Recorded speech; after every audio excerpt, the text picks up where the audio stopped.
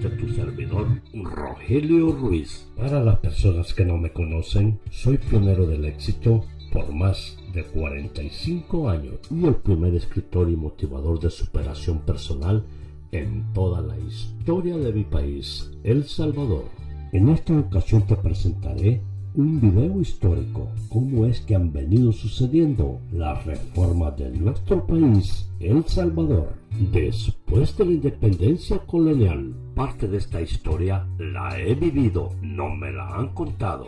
Por lo tanto, mencionaré algunos personajes y empezaremos con nuestro primer personaje, quien se llamaba José Manuel Arce, quien fue el primer presidente de El Salvador desde el año 1825 al año 1829 y luchó por la independencia de las colonias contra el Imperio Español y el Imperio Mexicano. Seguidamente hablaremos de José Gerardo Barrios, quien nació el 3 de octubre de 1813. Su padre era de origen francés y su madre española, por lo que Gerardo hablaba español, francés e inglés. Italiano, según lo que yo tengo entendido, Gerardo Barrios nació en los terrenos de la Hacienda del Espíritu Santo y criado en Ciudad Barrios. La Hacienda del Espíritu Santo se encuentra en el departamento de San Miguel, a unos cuantos kilómetros de San Juan Aguadén, Ciudad Barrio y Sesori.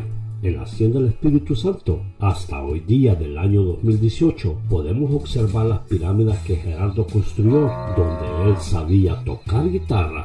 Los propietarios de mencionada hacienda hasta hoy día 2018, uno de ellos se llama Israel y su querida esposa se llama Blanca, a quienes yo conozco perfectamente, porque Israel, conocido como Lito Ruiz, es primo hermano de tu servidor, Rogelio Ruiz. La mamá del papá de Lito Ruiz se llamaba Reina Barrios, quien era familiar muy cercana del general Gerardo Barrios, y ella se casó con Jesús Ruiz, teniendo 4 hijos, bautizándolos bajo el nombre de Atilio, Yeto, Israel y José Carlos. Yeto era el papá de Lito Ruiz y José Carlos era mi padre. En otras palabras, Reina Barrio de Ruiz era nuestra abuelita. Después de aclarar ciertos detalles de la Hacienda del Espíritu Santo, los cuales no están escritos en ningún libro, continuaremos con el resto de la historia. Gerardo, pensando en mejorar la economía del país, trajo proyectos beneficiosos para El Salvador, entre ellos la industria cafetalera, ya que Gerardo trajo el café a El Salvador y impulsó su colonización hablando internacionalmente, y también trajo la receta del pan francés, creando cientos y millares de empleos. Según la historia, en el año 1847 Gerardo viajó a Europa y permaneció en Europa hasta 1849, preparándose para ser presidente de El Salvador. En 1856, los países centroamericanos se unieron para atacar a William Walker. Gerardo para ese tiempo fue nombrado jefe de las Fuerzas Armadas salvadoreñas y Gerardo partió con 1800 hombres para Nicaragua para ayudar a derrotar a Walker, ya que se había apoderado de Nicaragua. El 8 de julio de 1957, Gerardo y su ejército regresaron triunfantes a El Salvador. A pesar que Gerardo había llegado triunfante a El Salvador, no fue bien recibido por Rafael Campos, quien era el presidente en aquellos momentos de El Salvador, ya que Rafael acusaba a Gerardo de sublevación, por lo que existía una enemistad entre ambos.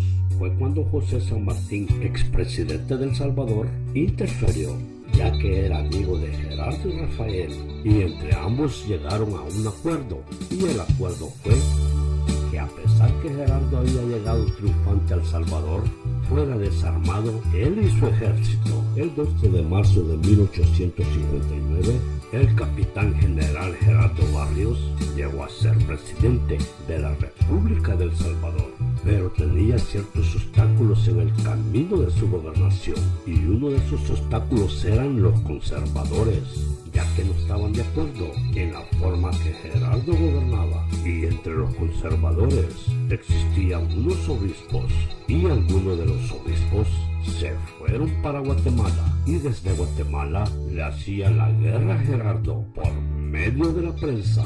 Por otra parte, el general Barrios tenía como obstáculo a Rafael Carrera, quien era el presidente de Guatemala, ya que Gerardo apoyaba a los adversarios del gobierno guatemalteco.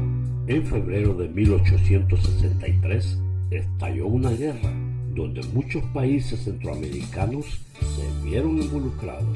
Siendo presidente el conservador general Tomás Martínez de Nicaragua, Gerardo apoyaba a Máximo Jerez con hombres y con armas para derrotar al presidente de Nicaragua, Tomás Martínez. Pero Tomás Martínez derrotó a Máximo Jerez.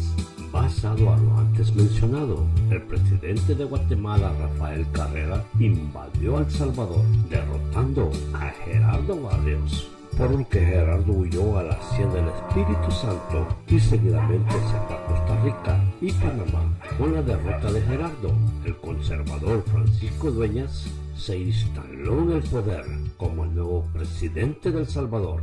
El tiempo pasaba y en el año 1865 Gerardo regresaba a El Salvador, pero desafortunadamente su barco sufrió un percance en aguas nicaragüenses y el 27 de julio de 1865 allí fue apresado por el gobierno nicaragüense, entregándolo a Francisco Dueñas, presidente de El Salvador, ya que Gerardo era acusado por lo antes mencionado.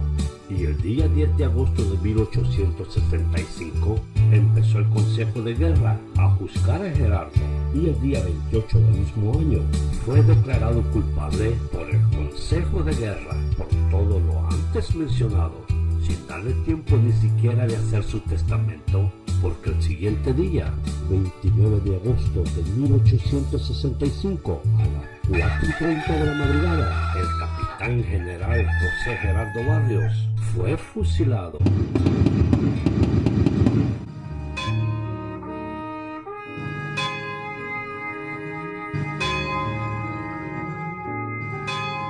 Los conservadores pensaron que con la muerte de Gerardo, su suerte y estilo de vida cambiaría. Pero no fue así, porque después de la muerte del capitán Gerardo Barrios, el pueblo salvadoreño construyó estatuas y edificios, calles, carreteras, pueblos y ciudades a nombre del general Gerardo Barrios, por ser un hombre ejemplar.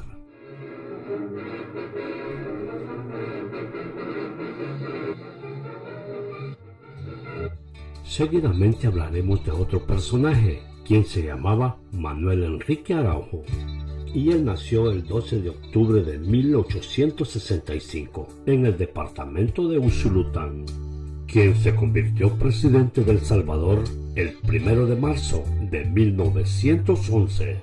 Según la historia, Manuel Enrique era un hombre creativo, visionario, con muy buenos sentimientos, quien pensaba y abogaba por su pueblo. Manuel Enrique creó e impulsó varios proyectos gubernamentales. Entre estos proyectos fundó el derecho de los trabajadores, beneficiándose miles y millares de salvadoreños. Pero desafortunadamente, un día 4 de febrero de 1913, en el Parque El Bolívar, conocido hoy en la actualidad como la Plaza Barrios, cuando él presenciaba un evento musical al aire libre con el pueblo, allí fue atacado a machetazos, dándole 4 machetazos en la cabeza y un balazo, el cual atravesó su hombro, por 3 campesinos desconocidos, por lo que fue hospitalizado. Mencionado atentado salía por todos los medios publicitarios del país,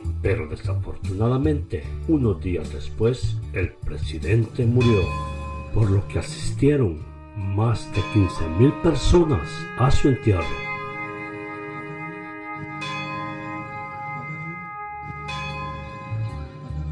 Por otra parte, los asesinos del presidente fueron capturados en el Parque Martes, que hoy día se conoce como el Parque Infantil, donde allí mismo fueron cuestionados brevemente y seguidamente fueron fusilados. Fue cuando Virgilio Mulatillo testiguó, diciendo que un mayor llamado Fernando Carmona fue quien los contrató para matar al presidente. Unos días después, el mayor Carmona murió por un balazo en la boca. Por lo que hay dos versiones. Unos dicen que él se mató, otros dicen que lo mataron para que no hablara. Pero según la historia y sospechas, los autores de semejante crimen fueron los conservadores y los Estados Unidos de América. Por lo que hasta hoy día, 19 de agosto del 2018, se desconoce el por qué y quiénes fueron los autores de semejante crimen y muerte del presidente salvadoreño Manuel Enrique Araujo, ya que nunca se llevó a cabo una investigación a fondo. Seguidamente hablaremos de otro personaje, quien se llamaba Agustín Farabundo Martí. Farabundo nació el 5 de mayo de 1893 en el departamento La Libertad, quien se crió con campesinos y colonos. Siendo su padre ganadero, mandó a Farabundo a la universidad y era uno de los mejores estudiantes.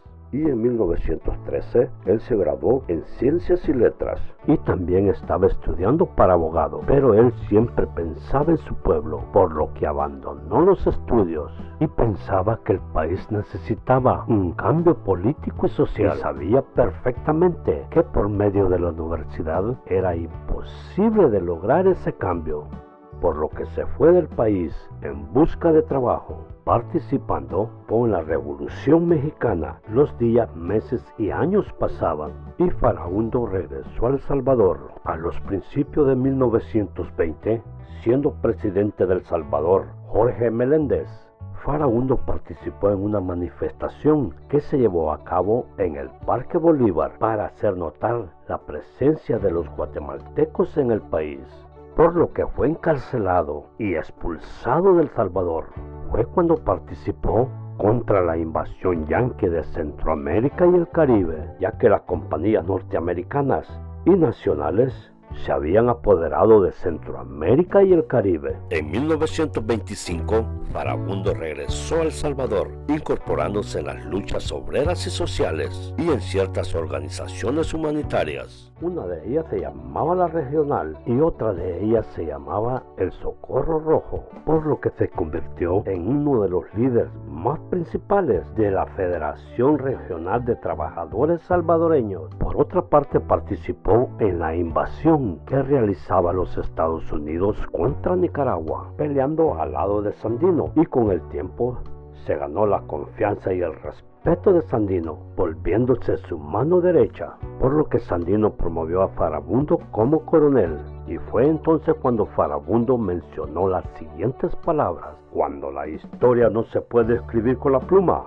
entonces hay que escribirla con el fusil. En 1932, el país estaba pasando por una crisis económica como nunca antes vista, siendo el presidente en ese tiempo Arturo Araujo, por lo que un grupo de militares y la oligarquía cafetelera, quienes derrocaron a Arturo Araujo de la presidencia el 2 de diciembre de 1931, y unos días después llegó al poder Maximiliano Hernández Martínez. Por todo lo antes mencionado, Farabundo fue encarcelado nuevamente, donde se declaró en huelga de hambre, y la duración de la huelga fueron de 36 días. Terminando la huelga el 31 de mayo de 1931, fue hospitalizado. Una vez puesto en libertad y cuando salió del hospital, afuera lo esperaba una multitud de personas, quienes lo alzaron en brazos como un gran líder, orgulloso de Farabundo. Después de lo sucedido, Farabundo se desapareció y nadie sabía su paradero. Pero unos días después, Farabundo se apareció con más de 300 hombres protestando contra unos hacendados en una hacienda llamada Las Tres Ceibas por las injusticias que llevaban a cabo contra los campesinos trabajadores. Mencionada protesta salió en los medios publicitarios de aquellos tiempos. En aquellos tiempos, si una persona era sospechosa o le comprobaban que estaba contra el sistema y la dictadura del gobierno, a esa persona le esperaba un viaje sin retorno.